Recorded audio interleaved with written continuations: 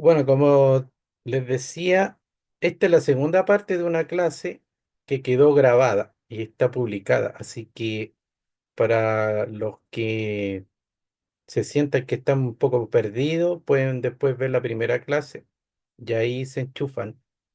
Porque está tratando el caos desde un punto de vista filosófico, metafísico, ya que puede parecer un tema un poco complejo, pero la idea es aplicarlo en la vida práctica, en la vida diaria, entenderlo, cómo funciona en este campo de la manifestación, de la co-creación que uno hace en su vida.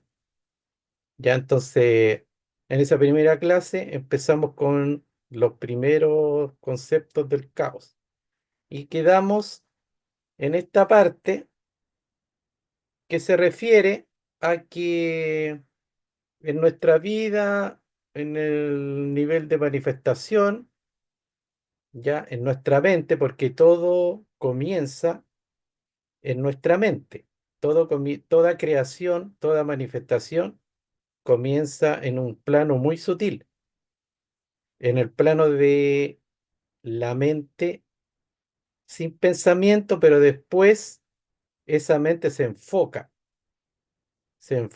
en un tipo de pensamiento, en una percepción, después pasa a la emocional, a la energía, y después se empieza a materializar en cosas más concretas, incluso con las cosas que nos van ocurriendo en el día a día. Ese es como uno de los procesos de manifestación.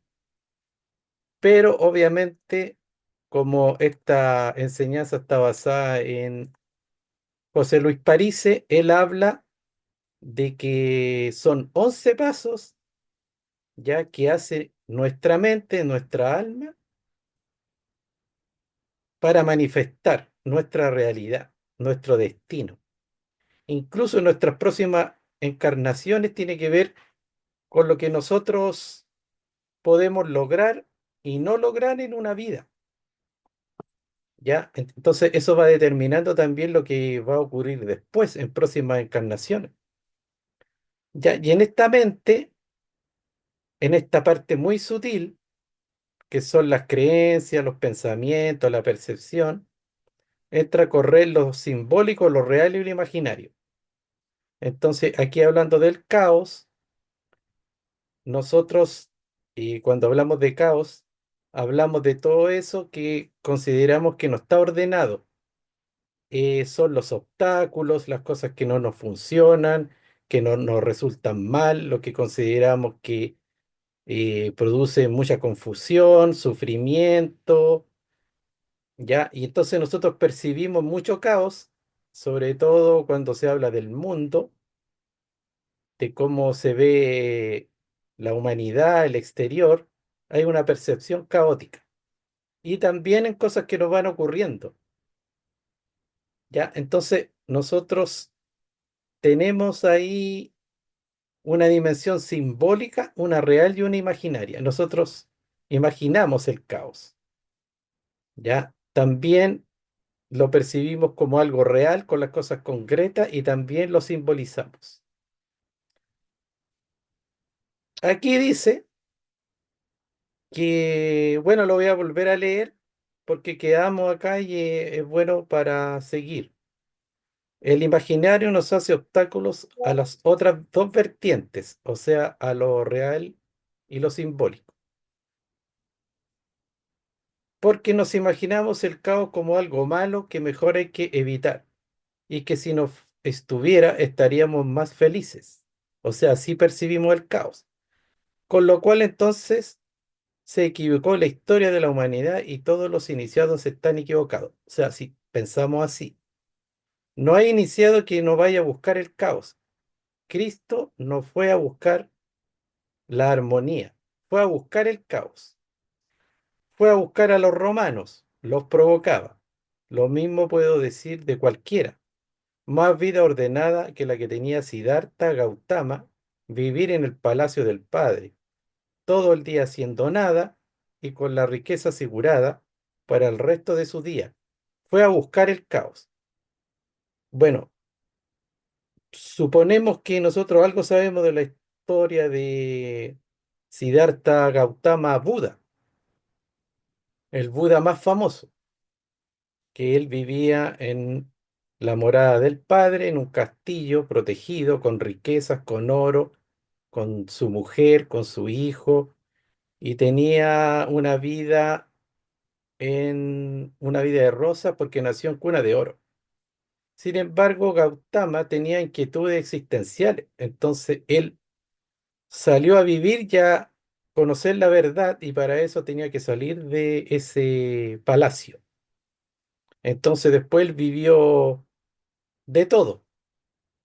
Y a eso se le llama que este iniciado para aprender, para evolucionar, para trascender, fue en busca del caos, porque a él le decían que nada bueno iba a estar detrás de esas murallas de ese palacio. Y eso le llamó la atención. O sea, salió de la zona de confort. Para él, vivir como rey, con todo asegurado, no le encontraba el sentido de su existencia.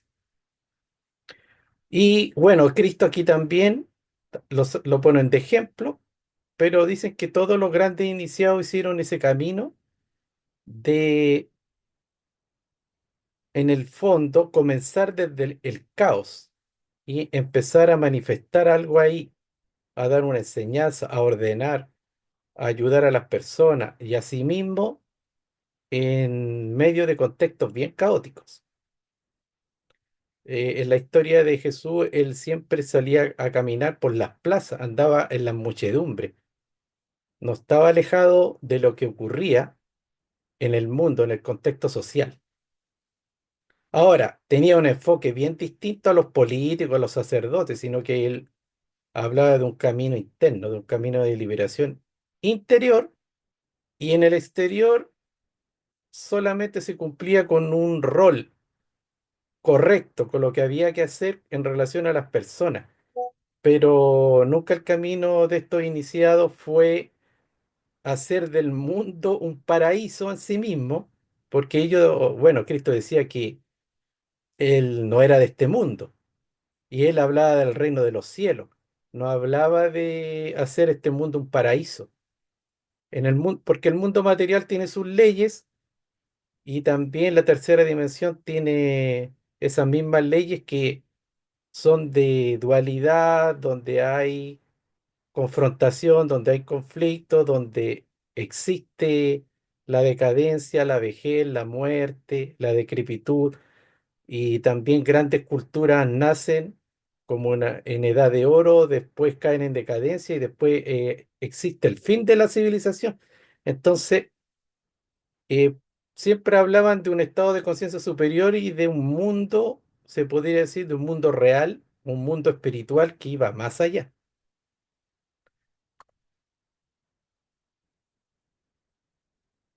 Entonces, volviendo al caos, que hay que también poder observar en nuestra vida, entonces nosotros podemos estar pensando, bueno, ¿cuándo he percibido caos en mi vida y cuándo ahora mismo considero que hay caos en ciertas áreas? ¿Ya? Y lo que también vimos en la clase pasada, que el caos es una ilusión. En el fondo, no existe propiamente tal, sino que es una percepción, porque siempre hay un orden detrás del caos. Y hay que entender cuál es eso, ese orden. Sí, hay profecías que anticipan el caos, hay un orden, pero ese orden está oculto y no podemos desocultar ese orden mientras pensemos que no hay orden en el caos. Bueno, aquí lo está diciendo que detrás de todo caos, de que toda apariencia de caos, hay un orden oculto. ¿Ya? Entonces, quien conoce las leyes metafísicas, por ejemplo, del Kybalión, quien las conoce bien, puede entender que cualquier situación caótica, bueno, hay unas leyes que están operando ahí, ¿ya?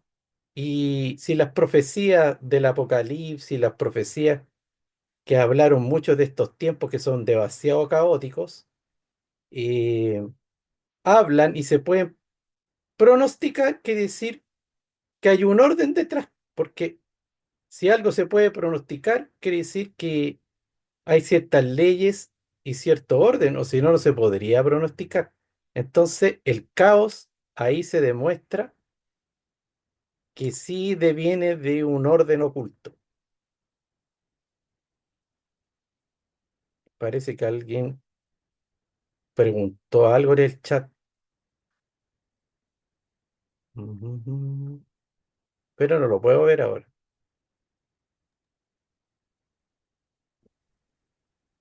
Dice, San Francisco también abandonó una vida de riquezas.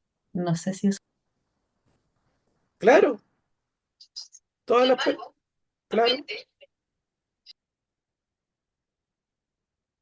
miren, todas las personas que tienen inquietudes existenciales, y también las podemos llamar espirituales, no se conforman con una vida de confort.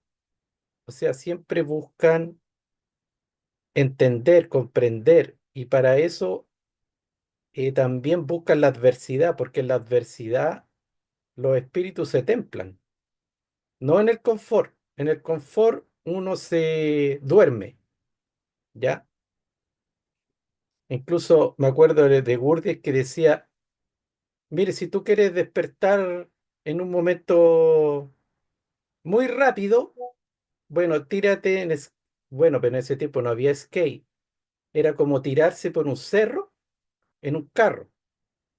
Entonces nosotros podíamos decir, bueno, tírate en un skate por una bajada. Bueno, ahí va a despertar súper rápido porque va a estar aquí y ahora, atento, en el aquí y ahora, ¿ya? Porque cuando uno está en momentos de también de supervivencia, uno está súper despierto. No está pensando ni en el pasado ni en el futuro. Pero son como alegorías eh, para un poco representar lo que estamos hablando acá. El concepto de caos lo inventaron los griegos y es una palabra extremadamente importante la que ellos usaban, porque la palabra caos implicaba el momento y acá empieza verdaderamente lo que nos enseña del caos, el paradigma que más sabe de caos, la iniciación. Caos significa claro, caos significa lo anterior a la creación. Entonces aquí hay una clave de que caos significa, en el concepto metafísico profundo, filosófico, que aquí viene de los griegos, que ellos empezaron a hablar mucho de eso, significa lo anterior a la creación. Entonces, antes de cualquier creación, uno se sitúa en el caos. Antes de un negocio, antes de una relación, antes de un proyecto, antes de todo, hay caos. Tanto así que los libros sagrados que hablan de la creación de los mundos, de la raza, de la especie, del ser humano, siempre empiezan por el caos. El Génesis en la Biblia empieza con un caos, con las tinieblas, donde están todos los elementos revueltos, bueno, y después Dios empieza a crear desde ahí, hágase la luz y todo se empieza a ordenar. Y también está la analogía del Big Bang. El Big Bang es una explosión. Entonces, una explosión es bastante caótica. ¿Qué más caótica que una explosión? Pero de esa explosión después se crea un orden y todo el universo, las galaxias, los planetas, incluso dimensiones. todo viene de un Big Bang, de un gran caos. Entonces, ¿cómo lo podemos ver en nuestra vida práctica? Que todo lo que nosotros comenzamos antes de crear algo, porque crear es como manifestar, materializar algo, se sitúa en el caos.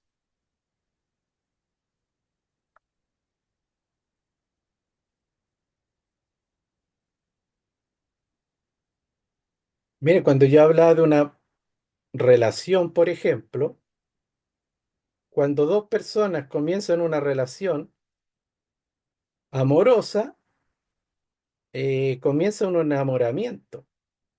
Pero en ese momento que se comienza hay caos. ¿Por qué?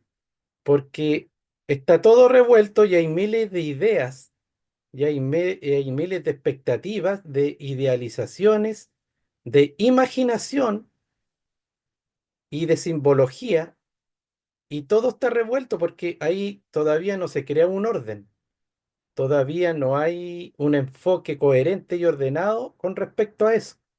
Entonces, ese es un ejemplo claro de que se comienza en el caos, ¿ya?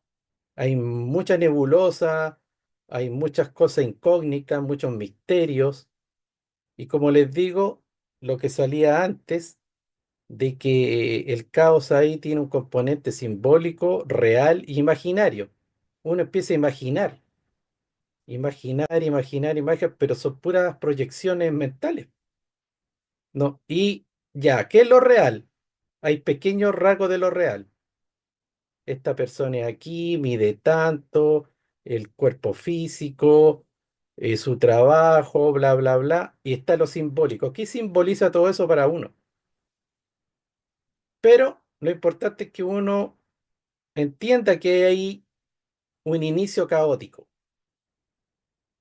y para que eso fructifique y sea productivo y sea beneficioso y una ayuda para la evolución, bueno, eso se tiene que entender de qué se trata y reordenar, pero conscientemente.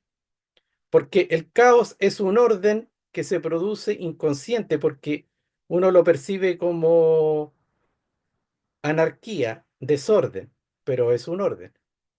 Y cuando uno concibe que algo es ordenado, cuando eso conscientemente se empieza a trabajar y se empiezan a poner todas las piezas en un sentido objetivo, y ahí uno dice, ah, esto se ordenó. Pero en el fondo todo es un orden. Esto cambia todo. Si yo digo que es caos, falta de orden, ya es un problema, es una falla, está fallando. Me falta orden.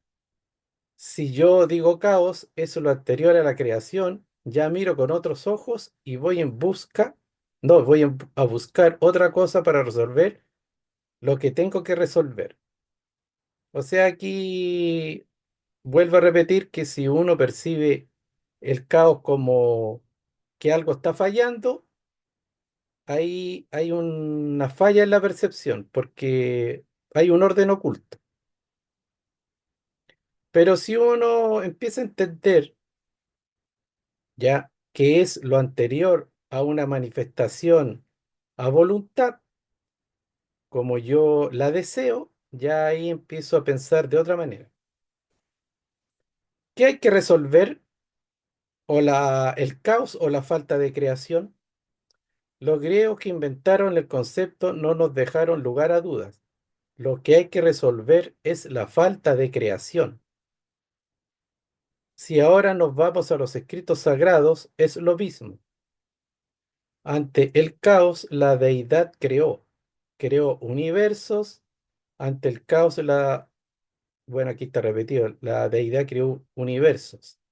Estamos en qué vertiente, cambiando de lo imaginario a lo simbólico, de los tres registros que recién decían.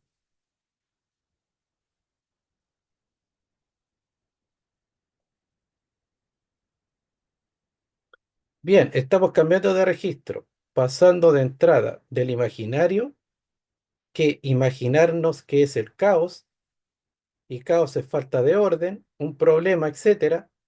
Hay que resolver el caos, hay que evitarlo. Y cuando algo cae en caos, cayó en lo que no debía caer. Eso es lo que pensamos. Eso se llama registro imaginario. El Enda lo llaman Maya, y eso es lo que nos venimos a curar en esta encarnación, de estar regidos por la deidad Maya, pero está regido por el caos, más claro imposible.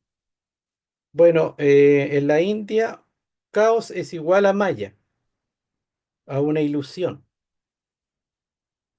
Ya entendamos que en esta enseñanza se dice que esta ilusión de Maya, ya nosotros la percibimos como eso, como una ilusión, pero creemos que es real, pero detrás hay otro orden. Pero no entendemos ese orden perfecto que hay detrás de la ilusión de Maya.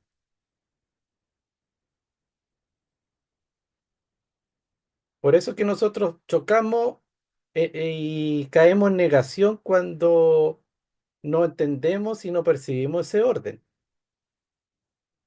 ¿Ya? Entonces, en Maya nosotros, ¿qué es lo que vemos? ¿Qué se manifiesta? Y hemos hablado de la enfermedad, de las injusticias, de la desigualdad, de las guerras, de los abusos. Entonces nosotros en esa ilusión de Maya siempre estamos en una postura de resistir, de quejarnos, de victimismo, de dolor, de lucha o indignación, de muchas situaciones de este mundo de Maya. Pero es muy distinto cuando nosotros entendemos que sí hay un orden ahí detrás de eso, hay una causa y efecto, y en el fondo, como se dice ahí, como eslogan, todo es perfecto, sí es verdad, todo es perfecto, y todo es justo, y todos recibimos nuestro justo merecido. Ahora, ¿por qué se busca también mejorar eso, ser empático? Bueno, eso se hace como un rol de ser humano, de tener emociones, de tener empatía, de tener compasión, de que uno puede hacer lo correcto dentro de ese mundo, pero sin dudar de que sí hay una justicia divina, sí hay un orden perfecto detrás de las cosas. Porque cuando uno cree realmente en la injusticia, es bastante desilusionante pensar así, porque es decir, bueno, estamos en un mundo donde todo es caótico, donde no existe ningún tipo de justicia, ni orden, ni leyes universales, y ni causa y efecto, entonces es una ruleta, y en cualquier momento a mí me toca, ¿ya? Entonces, mucha gente que percibe la realidad así, de Maya, que cae en la trampa de Maya, bueno, se puede volver fanático, se puede volver terrorista, se puede volver talibán. ¿Por qué? Porque lucha contra algo que es de repente un mundo bastante caótico e injusto. Entonces, ahí hay que tener un enfoque real y verdadero dentro del conocimiento espiritual. Ese conocimiento espiritual a nosotros nos va ordenando nuestra conciencia. En magia aprendes que cuando estás en la entrada de algo importante, se va a interponer un personaje mitológico que se llama la Esfinge, que va a tratar, por un lado, de decirte no entres, y por el otro lado te está diciendo, mira, que lo que viene es importante porque yo vengo a custodiar eso. Bueno, aquí está hablando del misterio de la Esfinge, que nosotros las vemos en muchos relatos filosóficos e iniciáticos. ¿Por qué aparece la esfinge? ¿Por qué hay esfinge en todos los pueblos de sabiduría? En los pueblos mayas, aztecas, incluso los tótem que tienen los pueblos originarios son esfinge. Está la esfinge de Egipto, en Grecia también, están las gárgolas en la Edad Media, todas esas son esfinge. Y son, en el fondo, que son quimeras y también tienen aspecto un poco terrorífico. Son guardianes. Ya en el ocultismo se habla mucho del guardián del umbral. Bueno, el guardián del umbral es una esfinge también. Y las esfinges se ponen a la entrada de algo que es muy valioso. Entonces, los iniciados, cuando iban pasando de iniciación en iniciación, siempre tenían que ir derrotando a estas esfinges que le cerraban el paso. Entonces, ¿qué es la esfinge? Ahí simbólicamente hay unas imágenes de esa esfinge y ahí abajo se ven muchas calaveras porque muchos caen derrotados ante las pruebas de la esfinge. Entonces, cuando nosotros queremos lograr algo importante en la vida, cuando nosotros estamos en un proceso de progreso en cualquier área, puede ser incluso profesional, material, emocional o espiritual, siempre van a aparecer obstáculos. Y mientras más grandes son los anhelos y los proyectos, los obstáculos de repente son más grandes. Esa es una ley. O sea, si uno quiere obtener un tesoro muy preciado, bueno, la esfinge que va a aparecer va a poner mayores y más grandes pruebas. Y ahí las personas que conocen el simbolismo de los sueños o que están un poco más despiertos en los mundos astrales, después llegan a soñar con esas esfinges, con esos guardianes. Entonces, cuando están ahí luchando para que algo se concrete, pasando pruebas, eh, todos los dilemas, todos los conflictos para ir logrando ciertas cosas en la vida, bueno, también tienen sueños ahí de lucha, de pelea, de peleando con algunos oponentes, así a lo más guerrero, y también con cosas mentales. Ahí en situaciones donde los elementos como el agua, el mar, los vientos, la tierra se oponen. Entonces, ese es el significado de la esfinge. Entonces, te dice que no entres, que no sigas adelante, pero el doble significado es porque hay algo importante que está custodiando.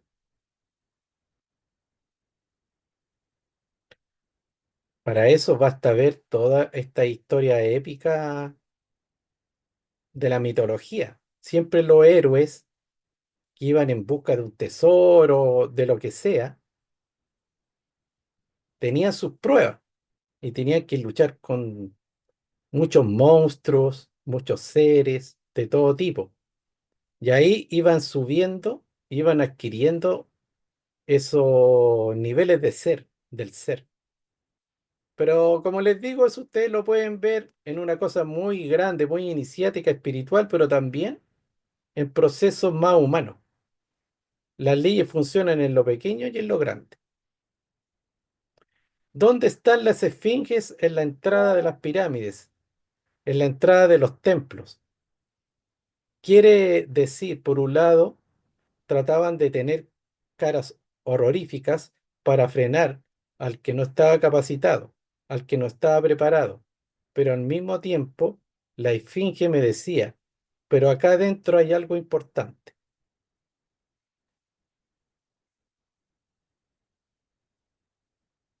Aquí pasamos de lo imaginario a lo simbólico.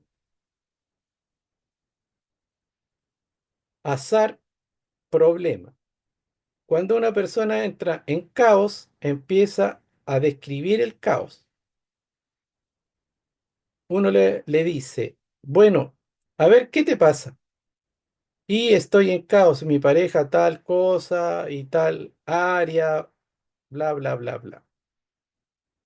Bueno, aquí yo puse una imagen de un psicólogo con un paciente, pero eso también lo podemos extrapolar cuando hablamos con un familiar, con un amigo y nos cuenta una situación caótica.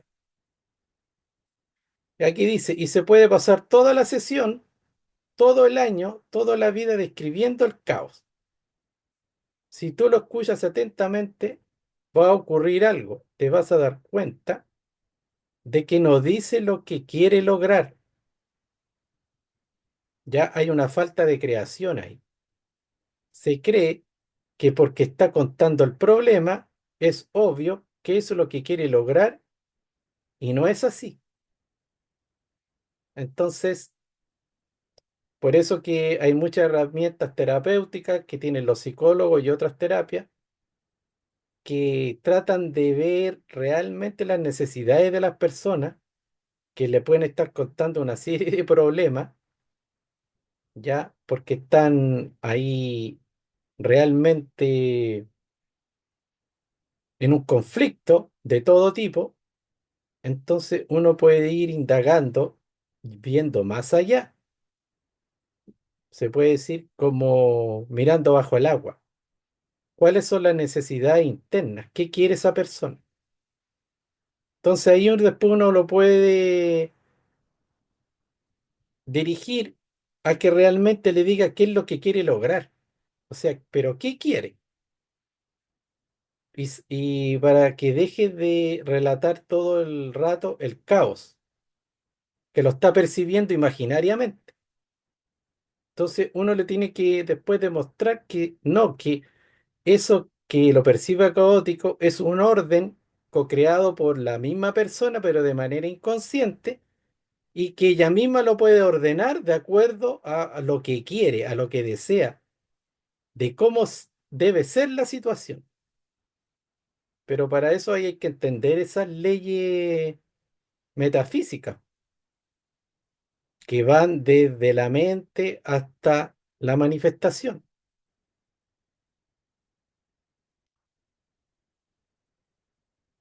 Bueno, pero todos estamos aprendiendo estos conocimientos. Por ahí está lleno de libros, La ley de la atracción, El secreto, Los 11 pasos de la magia, todos van para allá, todos van para allá. El saber conocernos a nosotros mismos, nuestras propias dinámicas, nuestras creencias, nuestros paradigmas, para ir en coherencia teniendo la vida ya que uno quiere manifestar, con aceptación, pero también en equilibrio con el idealismo que cada uno tiene. De eso se trata. Es el propósito de este tipo de conocimiento. De hecho, pasa cada vez peor. La persona cada vez más se identifica con eso que se ubica como caos. Supongamos una enfermedad. Eso es un caos del organismo. Sin embargo, sigue un orden oculto. La medicina estudia por qué se generó la enfermedad. Hay un orden de eso que entendemos es caótico. Esto lo hemos hablado en innumerables clases, que la enfermedad nosotros la percibimos como algo caótico, ya, y de lo cual debemos librarnos lo más rápido posible y de la manera más eficaz. Pero entendiendo estos conocimientos, llegamos a la conclusión de que hay un orden detrás de esa enfermedad, porque la enfermedad sí es sinónimo de caos del organismo. Cuando nosotros padecemos una enfermedad dolorosa, por ejemplo, nosotros no podemos dormir bien, no podemos estar planificando nada, no podemos estar enfocados, con la mente clara, ¿ya? Entonces, eso produce caos en todo nivel, incluso en las relaciones. Pero toda enfermedad sigue un orden oculto. Hay una causa y un efecto. Y desde la causa al efecto hay varios pasos. Entonces, la biodescodificación, ya las terapias transpersonales nos enseñan a entender ese proceso ordenado y de co-creación que hay detrás de una enfermedad, pero que se produce de manera inconsciente sin que nosotros lo hemos planificado ni deseado. Y después lo padecemos y nos quejamos. De ahí el gran consejo de que cuando uno está en una enfermedad, busque primero que nada las causas, entenderlas, y no salir arrancando o negarla o resistiéndola inmediatamente. Incluso hay unas terapias que inducen a que uno acepte el dolor, ya, no que inmediatamente vaya corriendo a tomarse la pastilla, no, que uno se quede en el dolor un buen rato, un buen tiempo, en que incluso le pregunte a su propio ser qué significado tiene eso, qué hay detrás. Bueno, y ahí empiezan a producirse ciertas cosas. Muchas veces hasta el dolor empieza a bajar. Ahora bien, fíjate lo que pasa cuando la gente empieza a padecer una enfermedad. Cada vez se identifica más a la enfermedad. Eso es terrible cuando uno está tan identificado con la enfermedad que uno empieza a sentir de que uno mismo y la enfermedad son un solo ser. Ya hay gente que tiene enfermedades crónicas y ya realmente es una lástima, pero como que ya botaron la, la esponja, como se dice. Ya la aceptaron, tienen una psicología de la enfermedad, la encuentran inevitable, se acomodan a ella y como que esa lucha por entender ya se acaba, hay una renunciación. Más que una aceptación, porque aceptación y resignación son cosas distintas, ya se resigna, ¿ya? Tanto que se presenta, a los 2 minutos ya está hablando de su enfermedad. Es indiferenciable de su identidad. Entonces, como digo, ya se empiezan a identificar mucho con su tipo de enfermedad y pasa a ser parte de su identidad. Entonces, incluso empiezan a maldecir, porque maldecir es usar mal el verbo. Entonces pueden empezar a hablar a ver, nosotros los que tenemos esclerosis, ya, nosotros los escleróticos, nosotros los cancerígenos, no sé, cualquier enfermedad que ustedes piensen, entonces empiezan a hablar como que ellos son eso.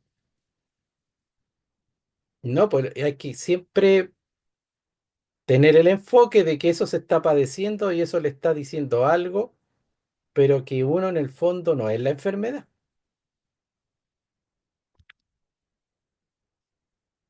Lo mismo cuando alguien tiene un problema en el trabajo, se empieza a ser cada vez más idéntico a ese problema y no ubica lo que quiere.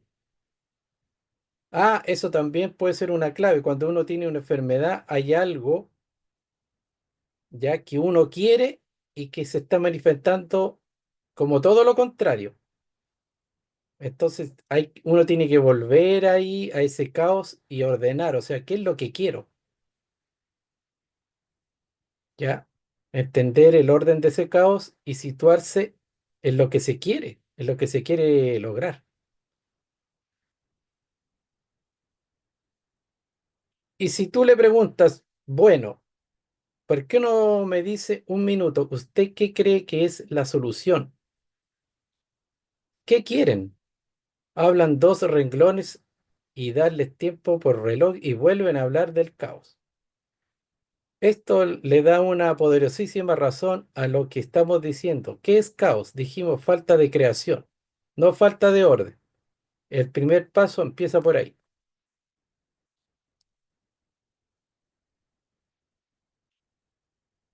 Dijimos, por ejemplo, sinónimos de caos, explosión, azar, arbitrariedad. Sin embargo, decíamos antes En la India el caos lo nombran ilusión, imaginarse, imaginería. Imaginarte las cosas y no poder diferenciar la realidad. Esa es lo que estudiaron los griegos desde la India a través de Sócrates, Platón y que lo formalizó fue Aristóteles.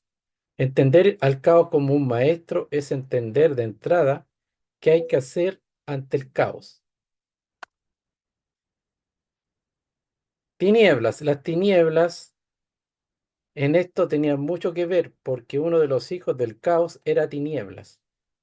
Pero bueno, ya nos vamos muy en datos simbólicos, pero es importantísimo entender. Y acá vamos a terminar en esta imagen, ya que dice la idea, identidad, identificación. Sácate de la cabeza la idea de que con más ideas vas a resolver el caos, porque la idea es el caos. Sí, entonces, eso es nuestra cabeza. En la India lo llaman el mico, el mono. El mono va a una rama, va a otra rama, va a otra rama y a otra rama. Así son nuestros pensamientos, nuestras ideas. Un sí, entonces, bueno, no sé qué quiere decir con eso. Si pasa esto, estamos mal. Si pasa esto, otro, entonces bien. Si yo no tengo dinero, entonces no puedo hacer lo que quiero. Bueno, esos son ejemplos de la mente, de las ideas, ¿ya? Entonces, no hay lugar más caótico que las ideas que pasan por nuestra mente. Si nosotros queremos tener un claro ejemplo de caos, bueno, empecemos a observar nuestra mente. Todas las ideas que pasan por aquí, pasan por allá. Cuando uno tiene un problema, empiezan a aparecer pura idea. Y son ideas bastante contradictorias también. Entonces, para resolver, para ordenar y para situarse antes de cualquier creación que nosotros queramos hacer, no hay que empezar ahí a darle tanta importancia a las ideas que aparecen, sino que hay que limpiar la mente de tanta idea. Y solo hay que concentrarse en lo que se quiere. Primero que nada, en lo que quiero, qué deseo, cuál es mi objetivo. Y ahí aparecen miles de ideas. No, ya eso es como lo que dice la parábola de la Biblia, de los evangelios, que se tiró una semilla a unos parajes. Ya habían distintos tipos de terrenos. Habían unos terrenos que estaban secos, con piedra, y la semilla no floreció. Otros estaban con mucha agua, muy húmedos, y la semilla se pudrió. Y solo cuando cayó en buena tierra, la semilla floreció y creció. Entonces, eso también es una parábola de la mente. Entonces, primero hay que limpiar bien la mente para plantar una semilla, y esa semilla es un propósito, una decisión. ¿Qué es lo que quiero? Y hay que tenerlo bien claro, ya para que ese caos de idea a uno no lo confunda, no lo haga errar una y otra vez. Por ejemplo, empiezan un negocio con ciertos socios. Ustedes tienen que tener la película muy clara para que después no se confundan y para que eso fructifique, ¿ya? En cualquier aspecto de la vida corre lo mismo. Entonces, piensen en alguna duda o si quieren aportar algo, comentar al respecto, porque este tema da para mucho. Aquí dice María Luz, le solicita que permita que varios presentadores compartan. ¿Qué es eso? Que varios presentadores compartan, permitir.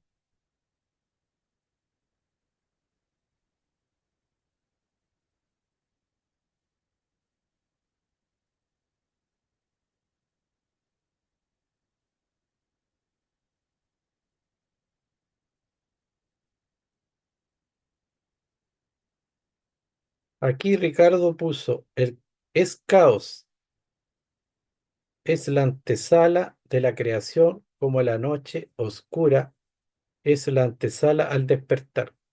Claro, muchas personas que tienen un impulso en su vida, un antes y un después, luego de una crisis, de un punto de inflexión, después entendieron que vivieron una noche oscura del alma, ¿ya? Y muchas veces antes de un avance, de una elevación evolutiva, se pasa primero por ese caos, por esa noche oscura, que como aquí también decía Parise, es hermana de tinieblas. No se puede activar el audio. Qué raro, a ver.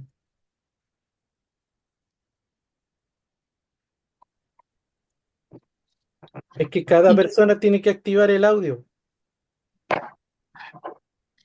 oye, Miguel, Sí, y pareciera que cada proceso que uno inicia conlleva este caos. O sea, inician con un caos inicialmente para luego encontrar el orden, como mencionabas.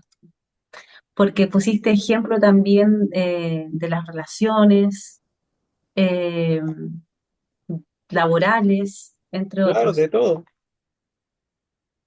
Sí. Es que cada Así que inicio, da para una buena conversación. sí, pues cada inicio realmente uno está en caos. Porque Exactamente. por lo mismo uno es bueno que uno tenga claro qué es lo que quiere cuando inicia algo, ya es muy clarito. Entonces ahí va ordenando ese caos en una dirección coherente y consciente. Porque si no tiene claro desde el Es como principio, darle la... claro, como me dijiste, Te escucho. No, te estaba escuchando, te estaba escuchando. Es que es darle la directriz a lo que vas a iniciar. Cualquiera, cual- en cualquier ámbito, en cualquier área, darle la directriz. así es. Pero por eso esa directriz es consciente cuando uno empieza a procesar ya, bueno, ese proceso cuando lo empieza a dirigir con una claridad ya de lo que quiere, de lo que desea, ¿ya?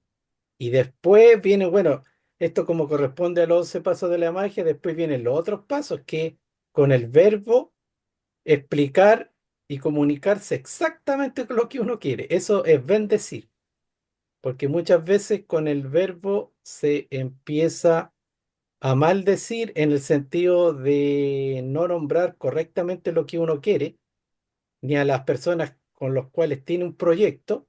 Entonces ahí empiezan las confusiones, empieza el caos, empieza el desorden, empiezan los conflictos, porque uno no, de principio no sabe muy bien lo que quiere, después no lo sabe comunicar exactamente, después las emociones van para otro lado y ahí empieza el caos. Miguel, ¿Sí?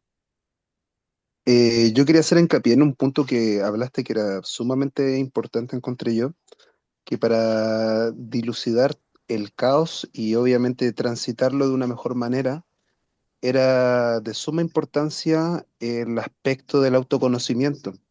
Y yo creo que es sumamente importante los aspectos que tú pusiste sobre la mesa, que básicamente son las creencias y los paradigmas que cada ser humano tiene.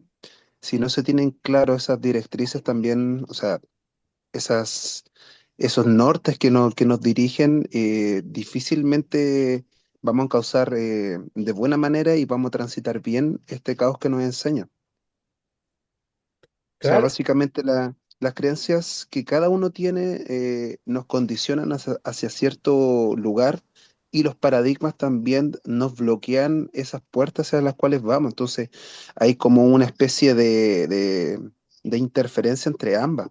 Entonces es súper importante tenerla en mente y, o sea, básicamente ahora con la información que tú me entregas, yo por lo menos puedo conocer y hacer una especie de tabla en la cual yo me pueda identificar cuáles son mis creencias, mis paradigmas y ver cuáles son las que están bloqueando, para así tener un camino mucho más coherente. Me pareció sumamente importante y ese punto. es bueno, bueno, por ejemplo, los que conocen algo un poco del modelo de Carl Jung, este psicólogo, que habla de todos los modelos de la mente, bueno, que son bastante, pero hay uno súper interesante, que es la personalidad. Todos tenemos una personalidad, ¿ya? Entonces, esa personalidad está llena, está construida con paradigmas. Y los paradigmas son todo lo que nosotros hemos adquirido de acuerdo a la cultura, al medio social, a los padres, a los profesores. Entonces nosotros hemos construido una identidad, una personalidad. Pero personalidad es igual a máscara. Entonces nuestra personalidad se construyó para poder funcionar en este mundo, en este sistema. Entonces, cuando uno se empieza a conocer a sí mismo, empieza a darse cuenta que esa máscara, esa personalidad, como lo dice la palabra, es un personaje. Y es el mejor personaje para poder ser aceptado y encajar en el medio. Entonces uno trata de ser simpático, uno trata de no molestar, no de decir todo lo que piensa, de no ser muy transparente porque le puede traer problemas en el trabajo y bla, bla, bla, bla, bla, pero en el fondo es una máscara, ¿ya? Entonces, lo importante en este trabajo es ser consciente de esa máscara y bueno, cuando la cosa no es de vida o muerte, no es trascendente, bueno, funcionar con la máscara, no importa. Pero ya, como hemos hablado en el autoconocimiento, cuando se empieza a conocer a sí mismo, cuando empieza a hacer un análisis existencial, a conocer, a entender por qué tiene ciertas creencias, paradigmas y cierta personalidad y ciertos valores y creencias, ahí uno empieza a desinstalar una serie de cosas y empieza a ser auténtico. Entonces, Jung hablaba que mientras más auténtico era uno empezaba a transformarse en un individuo. Así le puso, individuo. Empieza a lograr la individuación. ¿Ya? Y eso es empezar a desarrollarse internamente, po. Y empieza a pensar por sí mismo, empieza a crear sus propios valores, empieza a independizarse de todos esos constructos sociales que lo empujan a uno a ser de determinada manera. Y también empieza a ser más valiente, a no estar condicionado por el miedo, a decir las cosas que piensa, a ser honesto. Y obviamente que eso tiene sus pros y sus contras sociales, po, ¿ya? Entonces, cuando Jesús hablaba de que él vomitaba a los tibios, en el fondo a la gente que no hace ningún trabajo de individuación, sino que se queda en el personaje, atrapado por él, y tiene una vida tibia, como él decía, y nadie sabe quién es, sino que esa es una persona que siempre es una máscara, ¿ya? Y siempre políticamente correcto y todo, pero también no tiene ningún peso específico.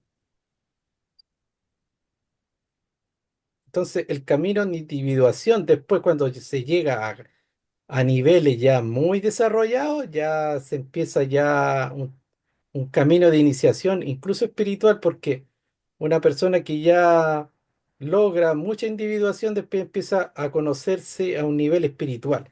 O sea, empieza a ser auténtico, empieza a ser original de verdad, porque original no es una copia. La personalidad, las máscaras son copias. Entonces empieza a ser un ser original, natural, verdadero, y después empieza a llegar hasta su yo interno. Y ahí ya empieza una conexión más profunda, más a conocerse ya a su ser espiritual. Pero esos son ya niveles más profundos. Pero ese es el camino. Primero se empieza por esta autenticidad humana.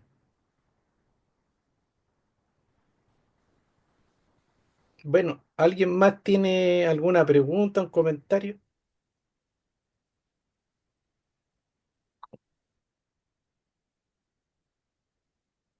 Miguel, yo quisiera acotar algo. Dale. En relación a lo que recién estabas mencionando, creo que la palabra importante que puede ir ahí adjuntada es como coherencia. El hecho de que uno está en autenticidad, claro, no con el personaje, sino que con el alma.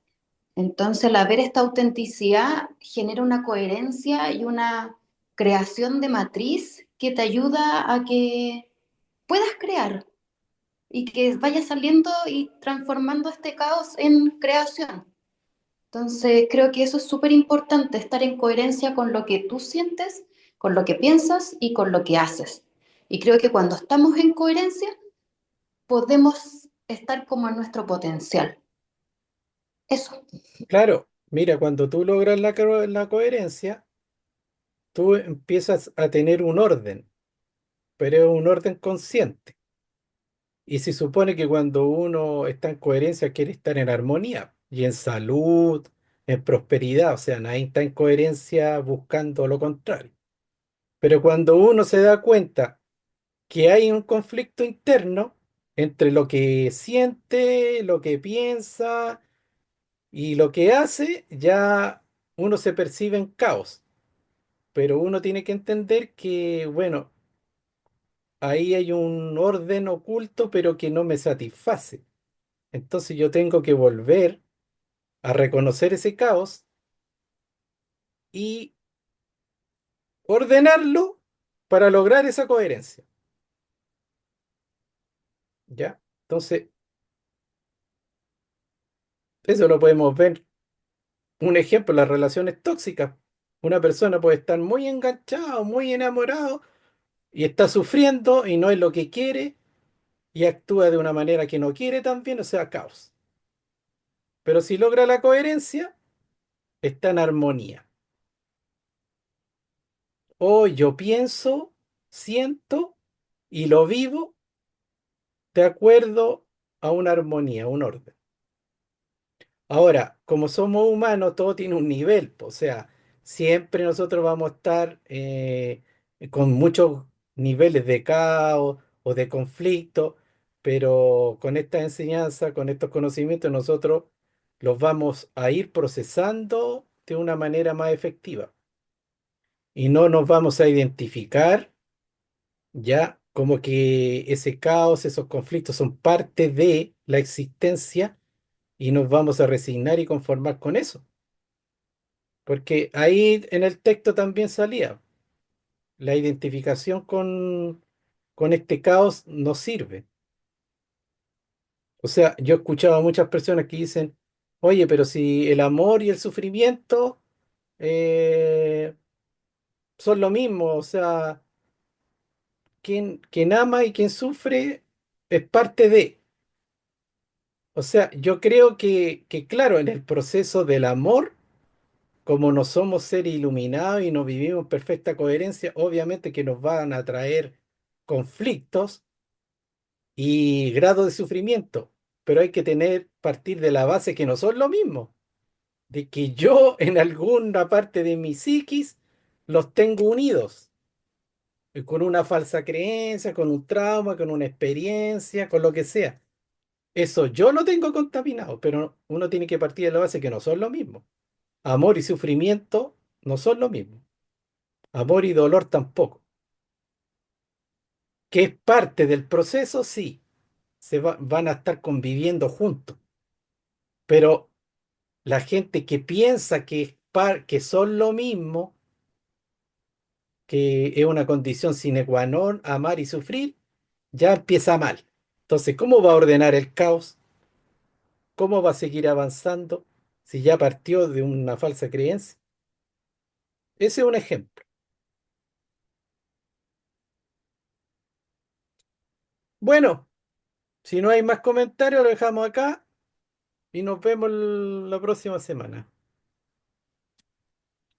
Ya, Miguel, muchas gracias. Hasta la Gracias, próxima semana.